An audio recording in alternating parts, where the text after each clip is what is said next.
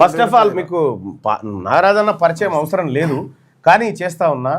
బీసీలకు సంబంధించి మారోజు వీరన్న అనుచరుడుగా, ఫాలోవర్గా మారోజు వీరన్న ఆశయాలను ఈ సమాజంలోకి తీసుకుపోవాలనేటువంటి ఉద్దేశంతో ఆయన ఆశయం కోసం తీవ్రంగా కృషి చేస్తూ బీసీ ఉద్యమానికి వెన్నుముకగా నిలుస్తున్నటువంటి నాగరాజ్ గౌడ్ అన్న చాలా అద్భుతమైనటువంటి రచయిత, ఆలోచనపరుడు. బీసీలకు సంబంధించినటువంటి ఒక పవిత్రమైనటువంటి గ్రంథం ఇది కుల వ్యవస్థ బీసీ సమస్య అని 1200 పేజీలతోని పుస్తకాన్ని తయారు చేసిండు అన్న. ఇది 4వ ప్రింటు అన్న నాకు ఇవ్వడం కోసం ఇక్కడ వరకు వచ్చిండు, ఇది తీసుకుంటున్నా. సో ఈ పుస్తకం ఒక్కటి మన దగ్గర ఉందంటే ఈ దేశంలో, ఈ రాష్ట్రంలో ఈ బీసీ కులాలకు ఏం జరిగిందో మొత్తం మీ దగ్గర ఉన్నట్టు. 20 పుస్తకాలు కొనాల్సిన పని లేదు, ఇది ఒక్కటే జాలిగా. అంత అద్భుతమైనటువంటి సంపద ఒక దగ్గరికి తీసుకొచ్చిండు నాగరాజన్న. ఇక నాగరాజన్న మీరు కంటిన్యూ చేయండి. అయితే నేను ఒక పెద్ద మనిషిని 2008-10 మధ్యలో కలిసినప్పుడు ఆయన ఒక మాట ఏమన్నాడంటే, మన తెలంగాణ ఉమ్మడి ఆంధ్రప్రదేశ్లో బీసీల తరపున ఉన్న పెద్ద మనిషి, ఐఏఎస్ ఆఫీసర్. ఆయన కలిసినప్పుడు ఎస్సీ ఎస్టీలు బీసీలు ప్రైవేట్ సెక్టార్లో ఉన్న కంపెనీల దగ్గరికి బౌండరీ దగ్గర కూడా పోలేని స్థితికి ఉంది. అది ఆనాటి పరిస్థితి. ఇప్పుడు కూడా అదే పరిస్థితి ఉందని చెప్పడానికి మీకు చెప్తున్న లెక్కలు ఉన్నాయి. ఇది ఎందుకు ఆ మాట అడిగిందంటే, మా అన్న కొడుకు MBA అయిపోయింది, ఉద్యోగం ఏదైనా రికమెండేషన్ కానీ నేను పోయినా. అయినప్పుడు ఆయన ఏమన్నా అంటే, ఒక 2 రోజులు కలిసి కుదరలేదు, 2వ రోజు కలిసిండు, కూర్చున్నాం. ఏం చదువుకున్నాం అన్నాడు. అంటే MBA చదువుకున్నాం. ఏ మీడియం అంటే తెలుగు మీడియం. ఒక మాట చెప్పండి అన్నాడు. చెప్పండి సార్ అన్న.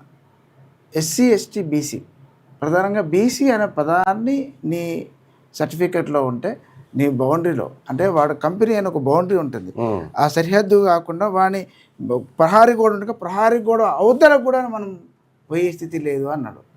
అది అప్పటి నుంచి ఇప్పటి వరకు కొనసాగుతుంది. దానికి ఇదే సాక్ష్యం. ఇవి గవర్నమెంట్ లెక్కలే మన. అవును. నెక్స్ట్ ఇక ప్రభుత్వ ఉద్యోగాల్లో మాయాజాలం ఎట్లుందో చూద్దాం. రిజర్వేషన్లు ఉన్న దక్కని ప్రాతినిధ్యం.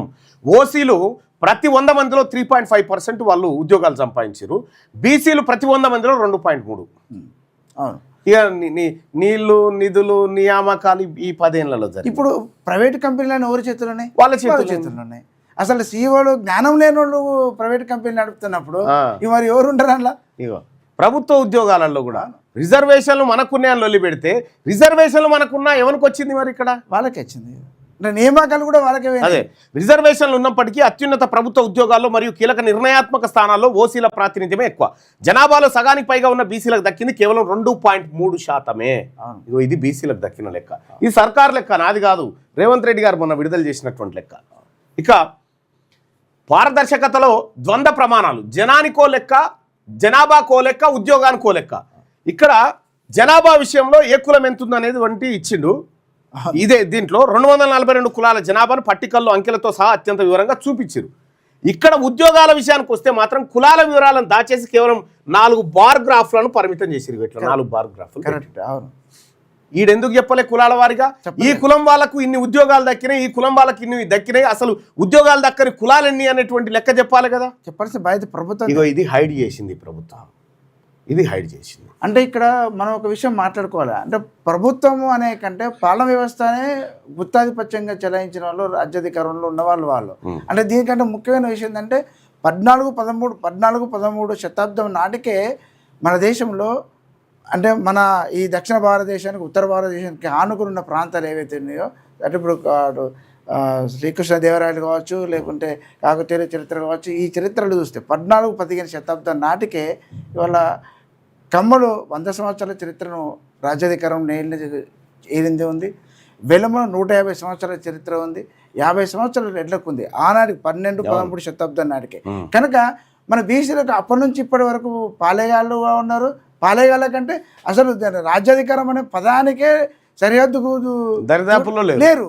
కనుక అప్పుడు ఈ సిచ్యువేషన్ ఇప్పుడు దీన్ని మారుస్తాం. బీసీలకు ఏం ఉద్యోగాలు వచ్చినాయిరా తెలంగాణ వచ్చినాక అంటే ఇట్లా సీక్రెట్గా దాచిపెట్టి బార్లు వేసిరు అంతే. లెక్క చెప్పలే, ఏం చెప్పలే. ఇది కులగణన రిపోర్టు విడుదల చేసినటువంటి రిపోర్టు కథ.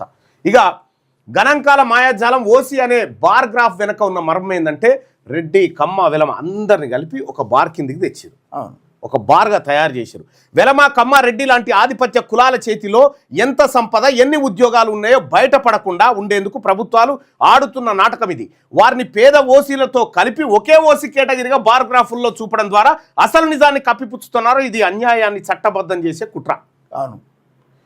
వీళ్ళు ఉద్యోగాలు కొట్టకపోయింది వీళ్ళు, ఆ ఓసీల్లో ఉన్నటువంటి అసలైన పేదలకు దక్కకుండా ఈడబ్ల్యూఎస్ సర్టిఫికెట్లు వాడి ఉద్యోగాలు కొట్టకపోయింది వీళ్ళు. ఉద్యోగాలు ఎవరికి వచ్చిన ఓసీల కంటే అందరినీ కలిపి ఒకటే స్థానం చూపిస్తారు. అవును, అంతే చూపిస్తున్నాడు. అంటే అది అప్పుడే కాదు, అది ఎప్పుడే కాదు, ఎప్పుడైనా ఉంది. ఇంకా ఈసారి ఇంకా ఎక్కువైంది. ఎందుకంటే అది కూడా మీరు అసెంబ్లీలో మాట్లాడటం జరిగింది కదా. అసెంబ్లీలో మీరు అంటే అసెంబ్లీలో మండలిలో మీరు మాట్లాడిన అంశాల ఆధారంగా ఇది బయటకు వచ్చింది. నిజంగా అది కూడా మీరు మాట్లాడకపోయి ఉంటే, అంటే గౌతు లచ్చన్న ఆ తర్వాత కొండ లక్ష్మణ్ బాబాజీ తర్వాత తెలంగాణలో ప్రధానంగా ఉమ్మడి ఆంధ్రప్రదేశ్లో కావచ్చు బీసీల మీద మాట్లాడిన గొంతెత్తింది మీరు ఒక్కరే. ఆ మాట మూలంగానే ఇవాళ బయటకు వచ్చింది. ఈ లెక్కలు బయటకు వచ్చిందంటే అదే కారణం. బార్గ్రాఫ్ లో ఒక భ్రమ, అసలు నిజం ఆ రహస్య ఖజానాలో ఉంది. ఇగో ఈ ఖజానాలో బ్యాక్ ఎండ్ రా డేటా ఉంది. ఏ కులానికి ఎన్ని ఉద్యోగాలు దొరికినాయి, ఎన్ని ప్రైవేట్ ఉద్యోగాలు, ఎన్ని కార్పొరేట్ ఉద్యోగాలు అనేటువంటిది దాచిపెట్టిరు. నివేదికల్లో చూపించిన రంగుల గ్రాఫులు కాదు, ఆధిపత్య కులాల అసలు గుత్తాధిపత్యాన్ని నిరూపించే సాక్ష్యాలు. ఆ back end raw data, Excel data వెనకాల దాచిపెట్టిరు. ఆ దాచిపెట్టిన డేటా బయటికి రావాలి. ఇక ఆ డేటా బయటకు వస్తే ఏ కులం చేతిలో ఎన్ని ఉద్యోగాలు ఉన్నాయో స్పష్టంగా తెలుస్తుంది. అది ఇప్పటిదాకా చెప్తలేరు, అది చెప్పాలి. మన డిమాండ్ ఏంటంటే ఈ గాజు గోడలను బద్దలు కొట్టండి, రా డేటాను వెంటనే విడుదల చేయండి. సామాజిక న్యాయం జరగాలంటే దశాబ్దాలుగా జరుగుతున్న ఈ దోపిడీకి ముగింపు పలకాలి. కమ్మ రెడ్డి వెలమ తదితర కులాల అసలు ఉద్యోగ మరియు సంపద వివరాలు తక్షణమే బ్యాక్ ఎండ్ ఎక్సెల్ డేటా రూపంలో ప్రజల ముందు ఉంచాలి. పారదర్శకత మన హక్కు అని చెప్పి చెప్తా ఉన్నాం. ఇంకా మనం బయటికి తీయాల్సినటువంటి చాలా ఉన్నాయి. ఇవి ఇస్తే మొత్తం వాళ్ళ రంగంతా బయటపడేది, వాళ్ళ భాగోతం అంతా బయటపడేది. కాబట్టి ఇవి హైడ్ చేసి మన బీసీలకు ఏది డాటా చిక్కకుండా వాస్తవాలు తెలియకుండా దాచిపెట్టింది ఈ ప్రభుత్వం. సో ఇక్కడ ఇంకా ఇది ఇట్లా ఉంటే ఒకటి రెండు విషయాలు మనం చర్చకు పెట్టుకోవాల్సినటువంటి అవసరం ఉంది. ఇవాళ ఆయన రేవంత్ రెడ్డి గారు కాళేశ్వరం చూస్తేందుకు ఇవాళ పోతా ఉన్నాడు. జగిత్యాల కాడ జీవన్ రెడ్డి గారు బీఆర్ఎస్ పార్టీలో చేరుతున్నాడు. ఇదే జీవన్ రెడ్డి గారు 2021-22 సంవత్సరంలోనో ఒక స్టేట్మెంట్ చేసిండు. మేము ఓసీలము 5% కూడా లేము, మాకు 10% ఈడబ్ల్యూఎస్ రిజర్వేషన్ ఎందుకు ఇస్తుర్రా, ఇది తప్పురా అని చెప్పిండు. అప్పుడు ఆ రిజర్వేషన్ ఇచ్చింది ఎవరు? 10% కేసీఆర్.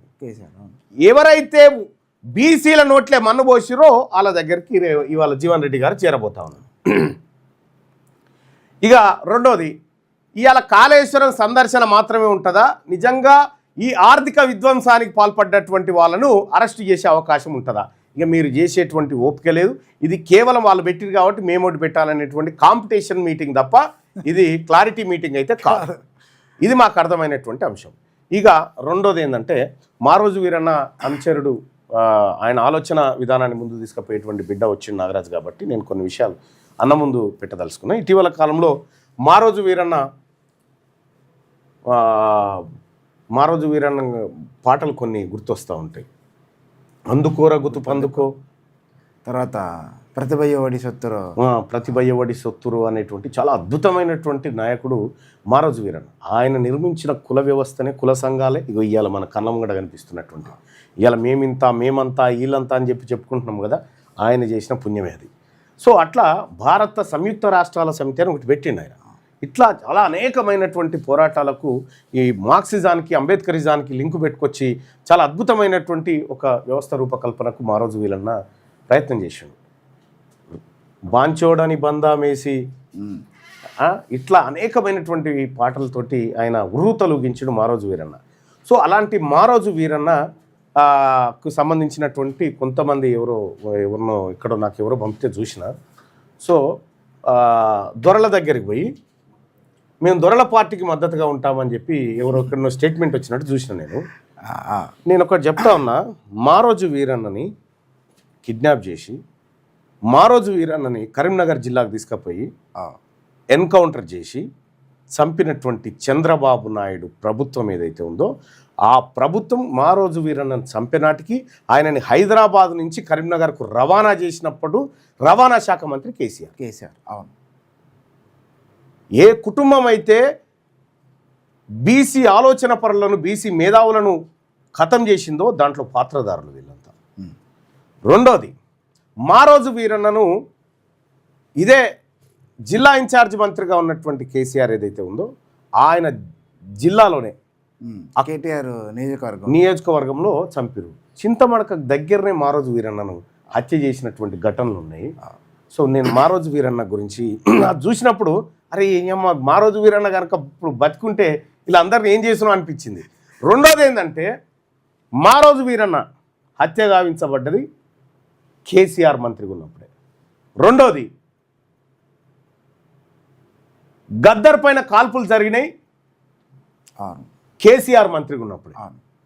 బెల్లి లలిత 17 ముక్కలుగా నరకబడ్డది కేసీఆర్ మంత్రిగా ఉన్నప్పుడే. కోనపురి రాములు కోనపురి సాంబశివుడు కేసీఆర్ వర్గంలో ఉన్నప్పుడే హత్యలకు గురైనారు. వీళ్ళు ఈ కుటుంబము ఈ కేసీఆర్ ముఖ్యమంత్రి అయిన తర్వాత నక్సలైట్ ఎజెండానే నా ఎజెండా అని చెప్పినటువంటి కేసీఆర్ ముఖ్యమంత్రి అయినటువంటి నెల 2 నెలలకే వరంగల్ ఏటూరు నాగారం అడవుల్లో అభయ్ అనేటువంటి అబ్బాయిని ఎన్కౌంటర్ చేశారు. ఈ కుటుంబం నరహంతక కుటుంబం అయినటువంటి కేసీఆర్ కుటుంబానికి మేము అండగా నిలబడతామని చెప్పి మారోజు వీరన్న అనుచరులుగా చెప్పుకునేటువంటి వాళ్ళు పోతే నాకు చాలా ఆశ్చర్యం వేసింది. అని నిజంగా వాళ్ళు అన్నారో లేదో మనకు తెలియదు. నేను కూడా పత్రికలు చూసా, అది నేను కూడా పత్రికలు చూసా, ఫోటోస్ కూడా. ఏ వర్గాల మీద ఆయన పోరాటం చేసిండు? అగ్రకుల ఆధిపత్యానికి రాజ్యానికి వ్యతిరేకంగా పోరాటం చేసిండు, అందుకనే ఆయన చంపేసింది.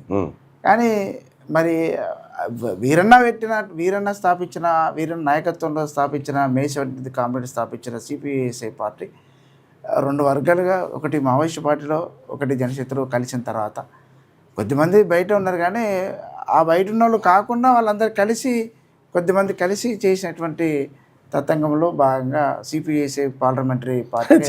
నాకు ఇది చాలా చూసాగానే నేను ఒకసారి ఒక ఆశ్చర్యానికి గురైనా. నేను మొన్న రాత్రి 1:30 చూసినా, అది తెలుగు ప్రభలో చూసా. కవర్ పేజ్ చూసే వరకనే ఏంది ఇట్లా ఉందని నేను కూడా ఆచరణ. అంటే వాళ్ళంతా పార్టీలో సభ్యులుగా ఉండేది అప్పుడు. సరే ఇక వాళ్ళు నిర్ణయం అనుకున్నారు, చేయదు కానీ చేయాల్సి వచ్చింది. ఇది వీరన్న ఆశయానికి క్వైట్. కమ్యూనిస్ట్ పార్టీలు పాలకవర్గ పార్టీలుగా అవతరించిన దశ ఒకటి ఉంది. ఇప్పుడు వీళ్ళు కమ్యూనిస్ట్ పార్టీయా లేకుంటే సాయుధ పార్టీ అనేది ఉంది. అదే సాయుధ పార్టీ అయితే కాదు, కమ్యూనిస్ట్ పార్టీ అని చెప్పుకుంటున్నారు. మరి అది ఎంత అయింది అనేది మనం ఏం చెప్పలేము, అది ప్రజలు నిర్ణయిస్తారు. Okay, right. ఇది మన పాపన్ నాగరాజ్ అన్న చాలా అద్భుతమైనటువంటి ఆలోచన పరుడు. ఈ పుస్తకం ఏదైతే ఉందో కుల వ్యవస్థ బీసీ సమస్య అని చెప్పి చాలా అద్భుతమైనటువంటి పుస్తకాన్ని, ఈ పుస్తకాన్ని తీసుకురావడానికి తన శ్రమ మామూలు శ్రమ కాదు. కొన్ని సంవత్సరాల పాటు తిరిగి తిరిగి తిరిగి తిరిగి తిరిగి ఆయన కష్టాన్ని నేను కళ్ళారా చూసిన. ఎందుకు చెప్తున్నంటే ఇది విమర్శ కాదు. ఈ ఒక్క మంచి పుస్తకాన్ని తయారు చేయడానికి ఎంతో కొంత మాలాంటి వాళ్ళందరూ సహాయం చేయాల్సి ఉండే. చేసినామా చేయలేదా సెకండ్, కానీ చేయాల్సి ఉండే, అది బాధ్యత. ఇది చూడగానే చేయాలి. ఎందుకంటే ఇందులో ఉన్న ఇన్ఫర్మేషన్ ఇంకా బీసీలకు సంబంధించి ఇంకా ఎక్కడ దొరకదు. అంత అద్భుతమైనటువంటి పుస్తకాన్ని పాపన్ నాగరాజ్ అన్న తీసుకొచ్చాడు. అయితే ఇక్కడ చిన్న మాట, ఇది చాలామంది అంటే కరెక్షన్, ఇది సమాచారం కాదు. ఇప్పుడు మనం ఏమనుకుంటామంటే ఒక్కొక్క చాప్టర్ వైజ్ చేస్తాం. సామాజిక అంశం అనగానే కులం అనే అంశం అనే అణచివేత, అసమానత, వివక్షత ఉంటుంది.